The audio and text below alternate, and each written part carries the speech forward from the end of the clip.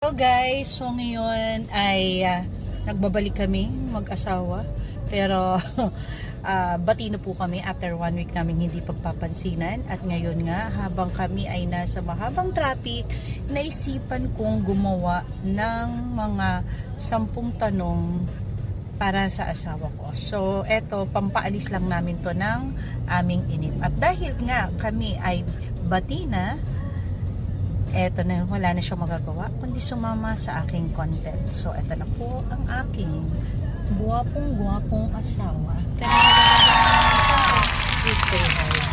Hi ka. Hi ka. Hi! Ayan. So ready ka na ba sa aking No! Okay pa. So first question. Kung merong husband manual, saang page kita pwedeng balikan kapag nagmamalfunction ka?